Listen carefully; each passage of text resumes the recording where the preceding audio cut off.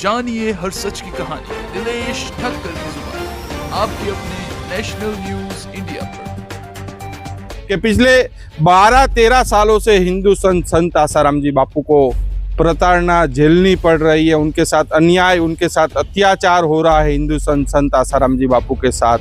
तो महाराज जी उसी को लेकर 5000 प्लस लोगों की साइन किया हुई एक याचिका प्रधानमंत्री नरेंद्र मोदी जी को भेज रहे हैं। साथ साथ में उसमें संत आसाराम जी बापू के निर्दोषता के सबूत भी महाराज जी प्रधानमंत्री नरेंद्र मोदी जी को भेज रहे हैं। सनातन धर्म से जुड़े हुए, जो हिंदू संगठन से जुड़े हुए जो लोग हैं, जो साधु संत है, उनका भी इसमें हस्ताक्षर है, फोन नंबर भी है, सब कुछ में है। किसी प्रकार का छेड़छाड़ तक का उसमें नहीं है, जबकि एफआईआर में उसने छेड़छाड़ लिखाई है और मीडिया वालों ने बलात्कार चिल्ला करके और सजा दिलवाई।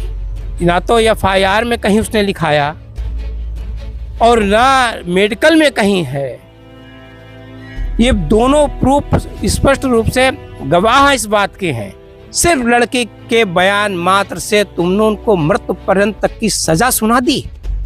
किसी महापुरुष को सताना और इस प्रकार से उसके साथ अत्याचार करना, आखिर में वो कौन सी शक्तियां हैं? मैं एक बार फिर प्रधानमंत्री महोदय से इस बात की प्रार्थना करता हूं कि आपको 12-13 साल होने जा रहे हैं इस पद पर बैठे हुए। एक संत को न्याय नहीं मिल रहा है उनके ही राज्य में। हाँ, उनके राज्य में लुप्त होती जा रही है। ये कैसा न्याय है, कैसा शासन है? अंतिम श्वास तक मैं लड़ता रहूंगा जब तक संत आसाराम जी बापू बाहर निष्कलंक बाहर नहीं आते हैं, तब तक मुहिम मेरी जारी रहेगी। मैं पीछे हटने वाला नहीं हूँ, कुछ भी हो।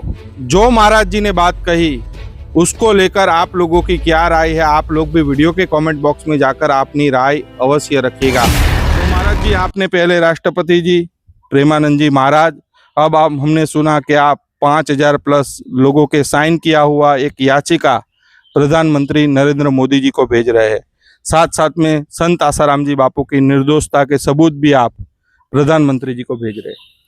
देखो, ये प्रतिक्रिया मैंने पहले भी की थी। माननीय राष्ट्रपति महोदय जी को भी 3 बार भेज चुका हूँ और उन्होंने बराबर राज्य सरकार को निर्देशित भी किया है इस संबंध में संज्ञान लेकर के इनकी बात सुनी जाए, उनका निस्तारण किया जाए, परंतु सरकार ने ऐसा नहीं किया। इसके पीछे क्या हो सकता है, ये तो सरकार की मंशा ही जान सकती है। दूसरी बात रह गई कि इस याचिका को प्रधानमंत्री कार्यालय में भी भेजा जा चुका था और अब मैं दोबारा फिर इसको भेज रहा हूं। लेकिन इस बार विशेष सनातन धर्म से जुड़े हुए, जो हिंदू संगठन से जुड़े हुए जो लोग हैं, जो साधु संत है, उनका भी इसमें हस्ताक्षर है, फोन नंबर भी है, सब कुछ में है, सब कुछ है। क्योंकि समाज में खाली एक वर्ग विशेष नहीं आता है। समाज के अंदर जो भी सनातन संस्कृति से जुड़ा हुआ है, वो संत समाज हो या सनातन धर्म की रक्षा करने वाले हिंदू संगठन हो या भारत देश की नागरिक होते हुए जो अन्य धर्म से भी संबंधित हैं और वो इस संस्कृति को जान रहे हैं कि वास्तव में इस देश के अंदर क्या हो रहा है। अगर यही स्थिति आज इस संत के साथ में होती है तो कल हमारे यहाँ औलिया पीर के साथ में भी हो सकता है। अब यहाँ पर मेन मुद्दा ये आता है कि जहाँ पर कोई भी केस साबित नहीं सरकार कर पाई किसमें कोई बलात्कार है, और उसको जज ने जजमेंट में भी साफ साफ कर दिया कि इसमें कोई बलात्कार नहीं हुआ है।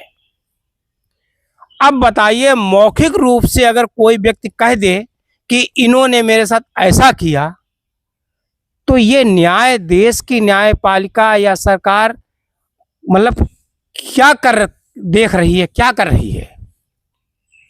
भाई सीधी बात है, अगर मौखिक रूप में चलते फिरता आदमी कोई रास्ते पर जा रहा है और किसी लड़की ने बोल दिया, किसी ने दुश्मनाई किसी की है और कह दिया इन्होंने मेरे साथ ऐसा किया, तो क्या उसको आप फांसी के तख्ते पर चढ़ा देंगे? उसके खाली बयान मात्र से कोई सबूत नहीं है, कोई उसके उसमें एविडेंस में ना तो FIR में कहीं उसने लिखाया और ना मेडिकल में कहीं है।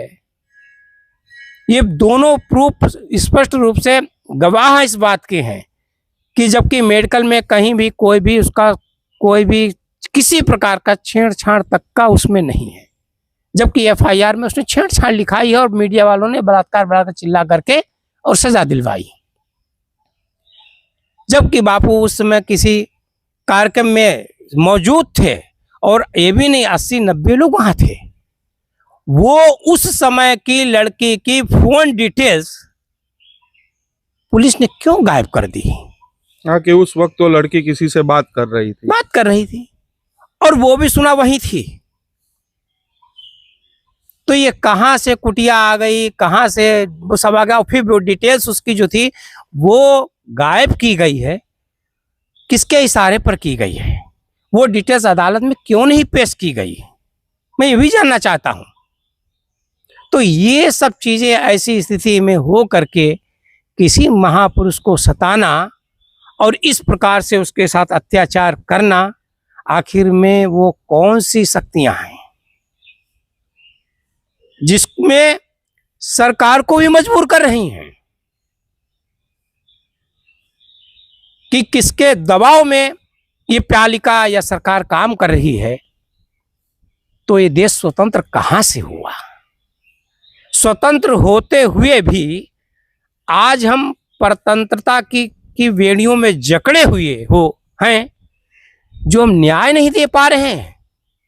जो निष्पक्ष न्याय होना चाहिए संतों के प्रति या समाज के प्रति, यही अगर किसी, अब देखिए बहुत से केस इस प्रकार के बहुत से केस हुए हैं। एक केस, एक पत्रकार तेजपाल नाम का पत्रकार था, उस केस में उसको जमानत भी मिल जाती है, उसको छोड़ भी दिया जाता है और सब कुछ हो जाता है। और सेम टू सेम, जबकि ये केस और वो केस दोनों में अंतर है, बहुत जमीन आसमान का अंतर है। उसमें प्रूव्ड है किसने बलात्कार किया था, यहाँ प्रूव्ड भी नहीं है। यहाँ छेड़छाड़ भी प्रूव्ड नहीं हो पा रहा है। सिर्फ लड़की के बयान मात्र से तुमने उनको मृत्यु पर्यंत तक की सजा सुना दी। ये कहाँ का न्याय, कैसा न्याय है?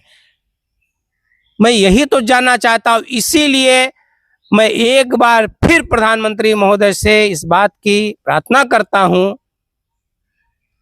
कि आपको 12-13 साल होने जा रहे हैं इस पद पर बैठे हुए, और सनातन की संस्कृति के रक्षार्थी ही लोगों ने आपको वोट दिए थे, और आज उस वोट का परिणाम ये हो रहा है कि आज सनातन संस्कृति ही धीरे धीरे करके लुप्त होती जा रही है। एक संत को न्याय नहीं मिल रहा है उनके ही राज्य में, हाँ, उनके राज्य में लुप्त होती जा रही है। ये कैसा न्याय है, कैसा शासन है? तो मैं यही उनसे प्रार्थना करता हूं, और मैं उन सभी लोगों से प्रार्थना करता हूं, वो किसी भी राजनीतिक दल से जुड़े हुए हों, किसी संस्था से जुड़े हुए हों, किसी संत समाज से जुड़े हुए हों, और किसी वर्ग से जुड़े हुए हों, भारत का हर नागरिक एक भारतवासी पहले है और बाद को दूसरा है। और उसके साथ आज अगर इस संत आसाराम जी बापू के साथ में अगर ऐसा हो सकता है, तो कल किसी दूसरे के साथ में भी ये घटना घटित हो सकती है।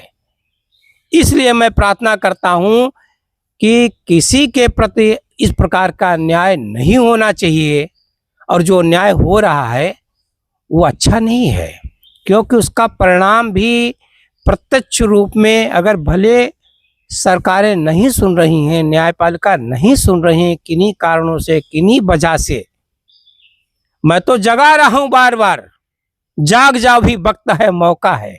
अगर नहीं जागोगे तो उसका प्रकोप जो है वो बहुत भारी पड़ता है। जानिए हर सच की कहानी दिनेश ठक्कर की जुबान, आपके अपने नेशनल न्यूज इंडिया।